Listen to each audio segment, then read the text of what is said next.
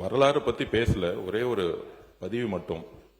NEET மசோதா நாடாளுமன்றத்தில் அறிமுகம் செய்தவர் திமுக சார்பில் சுகாதாரத்துறை இணையமைச்சராக இருந்த திரு காந்தி செல்வன் அவர்கள். இது ஒரு வரலாறு, அது பதிவு. மாண்புமிகு உயர்கல்வித்துறை அமைச்சர் அவர்கள், மாண்புமிகு எதிர்க்கட்சி தலைவர் அவர்கள், மாண்புமிகு உயர்கல்வி அமைச்சர் உட்காருங்க. மாண்புமிகு எதிர்க்கட்சி தலைவர் அவர்கள், மாண்புமிகு பேரவைத் தலைவர் அவர்களே, இந்த நீட் தேர்வு இந்தியா முழுக்க கொண்டு வந்தாங்க. ஆனா தமிழ்நாட்டுக்குள்ள அது அலோவ் பண்ணல. தமிழ்நாட்டுக்கு விதிவிலக்கு வாங்கி வேறவர் எங்களுடைய தலைவர் டாக்டர் கலைஞர் அவர்கள். அந்த பதிவு இருக்கு. மாண்புமிகு உயர்கல்வித்துறை அமைச்சர் அவர்கள். இந்த மக்கள் நல்வாழ்வுத்துறை அமைச்சர் கொண்டு வந்திருக்கிற தனி தீர்மானத்தினை, அரசின் தீர்மானத்தை இந்திய தேசிய காங்கிரஸ் பேரியக்கத்தின் சார்பாக நாங்கள் முழுமையாக வரவேற்கிறோம். இதை முழுமையாக நாங்கள் ஏற்றுக்கொள்கிறோம். மாண்பு உறுப்பினர்கள், come to the point. பேரவைத் தலைவர் அவர்களே, மாண்புமிகு தமிழக முதலமைச்சர் அவர்கள் தனி தீர்மானத்தை கொண்டு வருவதற்கு அவருடைய எல்லையில்லா உரிமை, அவர் நெஞ்சமெல்லாம் நிறைந்திருக்கிற மாணவர்கள் மீது கொண்டிருக்கிற கருணை, மாணவர் சமூகத்திற்கு ஏற்பட்டிருக்கிற அவமானம், மாணவர் சமூகத்திற்கு ஏற்பட்டிருக்கிற இழுக்கு இனி ஒரு நாளும் தமிழகத்தில் நடைபெறக்கூடாது என்று மாண்புமிகு தமிழக முதலமைச்சர் அவர்கள் மக்கள் நல்வாழ்வுத்துறையின் சார்பாக ஒரு தனி தீர்மானத்தை கொண்டு வந்திருக்கிறார். அந்த தனி தீர்மானத்தை நான் உளமாற வரவேற்கிறேன். மாண்புமிகு சபாநாயகர் அவர்களே, மாண்புமிகு சபாநாயகர் அவர்களே, ஒரு சிறிய செய்தியை இந்த மாமன்றத்திலே பதிவு செய்ய விரும்புகிறேன். பெருந்தலைவர் காமராஜர் அவர்கள், நாங்கள் குலசாமியாக வணங்குகிற எங்கள் தலைவர், படிக்காத மேதை பெருந்தலைவர் காமராசர் அவர்கள் முதலமைச்சராக தேர்வு செய்யப்படுகிறார். முதலமைச்சராக முதல்வர் பெருந்தலைவர் காமராஜர் தேர்வு செய்யப்பட்டவுடன் முதலமைச்சரை பத்திரிகையாளர்கள் சந்திக்கிறார்கள். பத்திரிகையாளர்கள் சூழ்ந்து கொண்டு முதலமைச்சரை கேட்கிறார்கள், சார் நான் கதைக்கு தானே, நீங்க அண்ணாவை பத்தி பேசுறீங்க, வேண்டாம் பேச வேண்டாம். நீங்க கலைஞரை பத்தி பேசுறீங்க, பாருங்க உங்க முதல்வரை பத்தி, முன்னாள் முதல்வரை பத்தி அமைச்சர் பேசுறேன் சார். நீட்டுக்கு மாண்பு உயர்கல்வித்துறை அமைச்சர், நீங்க பெருந்தலைவரை பற்றி இருங்க. உட்காருங்க உட்காருங்க உட்காருங்க உட்காருங்க நீங்க உட்காருங்க. மாண்பு உட்காருங்க உட்காருங்க. நீங்க பேசுங்க. பெருந்தலைவரை பற்றி சொல்லிட்டு தீர்மானத்துக்கு வந்துருங்க. தீர்மானத்தை ஆதரிக்கிற கருத்தை சொல்லிட்டு முடிச்சிடணும். நீங்க வாங்க, பெருந்தலைவரை பற்றி சொல்லுங்க, முடிங்க. பெருந்தலைவர் காமராஜர் அவர்கள் பத்திரிகையாளர்கள் அவர்களை சந்திக்கிறார்கள். பத்திரிகையாளர்கள் கேட்கிறார்கள், முதலமைச்சராக நீங்கள் பொறுப்பேற்றிருக்கிறீர்கள், நீங்கள் முதல் பத்திரிகைக்கு சொல்ல வேண்டிய தகவல் என்ன என்று கேட்கிறார். முதலமைச்சரும் பத்திரிகையாளர் சந்திக்கிறார். பெருந்தலைவர் காமராஜர் அவர்கள் பத்திரிகையாளர்களை சந்தித்து அவர் சொன்ன முதல் செய்தி, முதல் தகவல், முதல் அறிக்கை என்ன தெரியுமா? தமிழகத்தில் கல்வி அறிவு இல்லாத கடைகோடி மனிதன் கூட இருக்கக்கூடாது. கல்வி அறிவு இல்லாத, படிப்பு அறிவில்லாத எந்த மனிதனும் தமிழகத்தில் இருக்கவே கூடாது.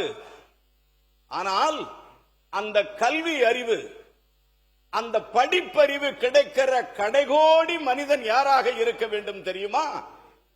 படிக்க தெரியாத காமராசனாகத்தான் அந்த கடைசி மனிதனும் இருக்க வேண்டும் என்று பெருந்தலைவர் காமராஜர் சொன்னார். இதை நான் பதிவு செய்வதற்கு காரணம், மாண்புமிகு பேரவைத் தலைவர் அவர்களே, கடைகோடி மனிதன் என்றால் யாரது? கிராமப்புறத்திலிருந்து வருகிற மாணவன், கிராமப்புறத்திலிருந்து வருகிற மாணவி. இன்று நீட் தேர்வுக்கு மாணவர்கள் போராடுகிறார்கள். அந்த நீட்டு தேர்வை எதிர்த்து காங்கிரஸ் பேரியக்கத்தினுடைய தலைவர், என் அன்பிற்கினிய தலைவர் ராகுல் காந்தி போராட்ட களத்திலே நின்று கொண்டிருக்கிறார் என்கிற ஒரு செய்தியை இதை நான் சொல்லுகிறேன். உட்காருங்க, டெல்லியிலே உட்காருங்க, டெல்லியிலே நின்று கொண்டிருக்கிறார்.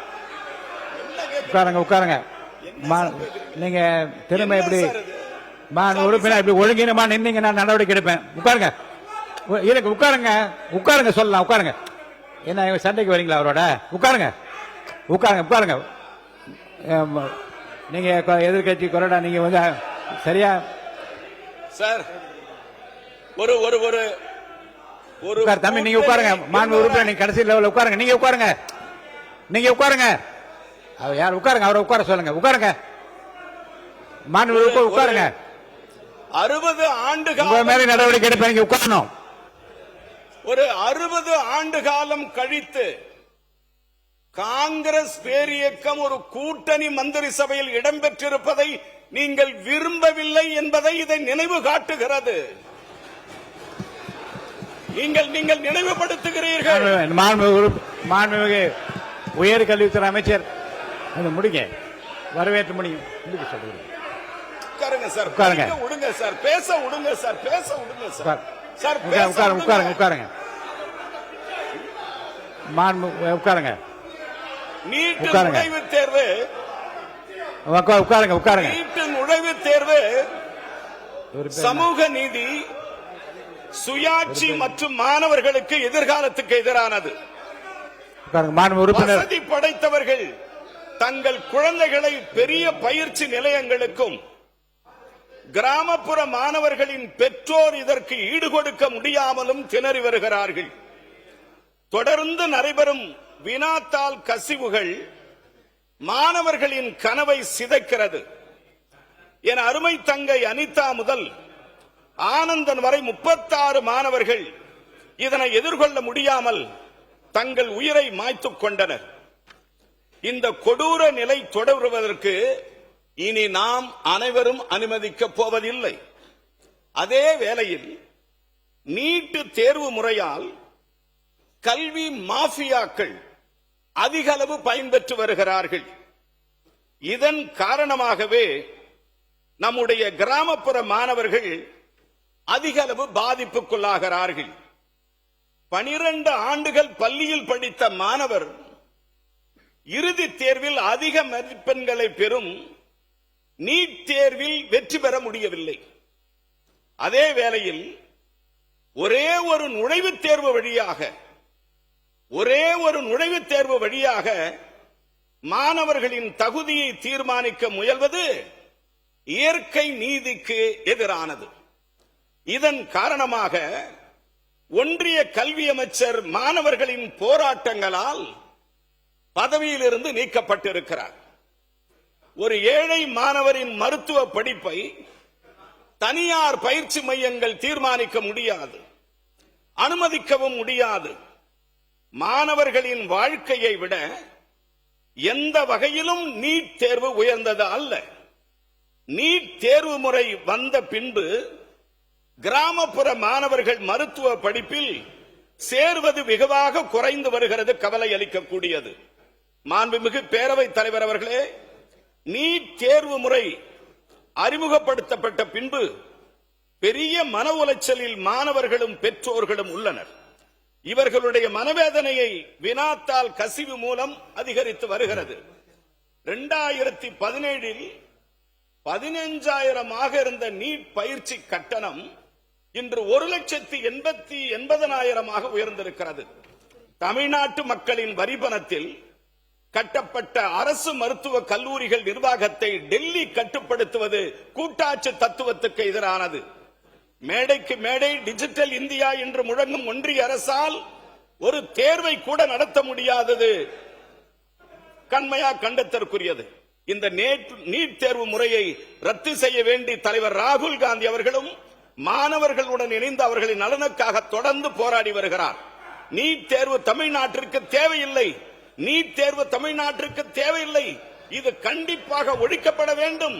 மாண்புமிகு தமிழக முதலமைச்சர் கொண்டு வந்திருக்கிற தனி தீர்மானத்தை நான் ஆதரிக்கிறேன், வரவேற்கிறேன். மாண்புமிகு நீங்க அல்ல கொறடா இல்ல இருங்க எதிர்கட்சி கொறடா அவர்களுக்கு ஒரு வேண்டுகோள் நான் கொடுக்கிறேன். மாண்பு உறுப்பினர் ரிஷிவந்தியம் வசந்தம் கார்த்திகேயன் தொடர்ந்து எழுந்து நின்று குரல் கொடுப்பதும் கையை நீட்டி பேசணும் அனுமதிக்க முடியாது. அதே போன்று ஒரே நீங்கள் எழுந்தால் மற்ற உங்களை சார்ந்திருக்க மற்றவர்கள் உட்கார வேண்டும் என்றாவது சொல்லிக் கொடுங்கள். பாருங்க இப்ப பாருங்க பாருங்க இப்ப பதில் சொல்ல இப்ப சொல்லுங்க இதுக்கு நீங்க பதில் நீங்களே சொல்லுங்க பார்க்கலாம். நீங்க உட்கார வைங்க பார்க்கலாம். பாருங்க நீங்க உட்காரு. மாண்புமிகு உறுப்பினர் பேசுங்க. மாண்புமிகு பேரவைத் தலைவர் பேசுங்க. காங்கிரஸ் பேர் இயக்கம் ஆட்சியில் இருக்கிற பொழுது திராவிட முன்னேற்ற கழகம் அதில் பங்கு பெற்றது என்பதிலே தவறான செய்தியல்ல, உண்மையான செய்தி தான். அப்பொழுது நாமக்கல்லை சேர்ந்த காந்தி செல்வன் என்பது அவர் சாதாரண ராஜாங்க துணை மந்திரியாகத்தான் இருந்தார். அவர் நாடாளுமன்றத்தில் இந்த நீட்டுத் தேர்வை அவர் அறிமுகப்படுத்தவில்லை. பொதுப்பணித்துறை அமைச்சுக்கு சொல்கிறேன். குலாம் நபி ஆசாத் அவர்கள் காங்கிரஸ் இயக்கத்தை சேர்ந்த மூத்த அமைச்சர் அவர்கள். எனவே அவர் தான் நாடாளுமன்றத்தில் அறிமுகப்படுத்தி பேசினார ஒழிய, ஏன்னா காங்கிரஸ் அமைச்சர் அவருக்கு தெரிஞ்சுக்கிறதுக்காக நான் சொல்றேன். நாங்க இணை அமைச்சர்லாம் எப்பவுமே நாடாளுமன்றத்தில் எல்லாம் அறிமுகப்படுத்த முடியாது. நாங்க இருந்தோம். ஆனா அதே நேரத்தில் கேபினெட்ல நாங்க தமிழ்நாட்டில் இந்த நீட்டுத் தேர்வை நாங்கள் ஏற்றுக்கொள்ள மாட்டோம் என்று தமிழ்நாட்டு முதலமைச்சராக இருக்கிற கலைஞர் சொன்ன கருத்தையும் அந்த கேபினெட்ல சொல்லப்பட்டது மட்டுமல்ல, அப்பொழுது முதலமைச்சராக இருந்த கலைஞர் அவர்கள் கடிதமே எழுதினார். என்ன எழுதினார்னா, தமிழ்நாட்டுக்கு நீட்டு ஒத்து வராது, நாங்கள் இங்கே அறிமுகப்படுத்த மாட்டோம், ஏற்றுக்கொள்ள மாட்டோம் என்று சொன்னார்கள். அவருக்கு உத்தரவாதம் கொடுத்தாங்க, நாங்கள் தமிழ்நாட்டில் நாங்கள் நிறைவேற்ற மாட்டோம், ஏற்றுக்கொள்ளுகிற மாநிலத்தை அவங்க ஏற்றுக்கொள்ளட்டும் என்று சொன்னார்கள். அதனால்தான் தடை இருந்தது. அவர் இருக்கும் போது தடை இருந்தது. அதற்கு பின்னால் ஆண்ட அம்மையார் அவர் காலத்திலும் நீட்டு தேர்வு நுழையல. அதுதான் வரலாறு. அதனை ஒட்டித்தான் இப்போதும் ஆதரிக்கின்றீர்கள். மாண்புமிகு மருத்துவ கல்வி மற்றும் மக்கள் நலத்துறை அமைச்சர் அவர்களின் தீர்மானம் பேரவையின் முடிவுக்கு விடப்படுகிறது. ஏற்போர் ஆம் என்க, மறுப்போர் இல்லை என்க. மறுப்போரே இல்லை என்று கருதுகிறேன். மறுப்போரே இல்லை. தீர்மானம் ஒருமனதாக நிறைவேறியது.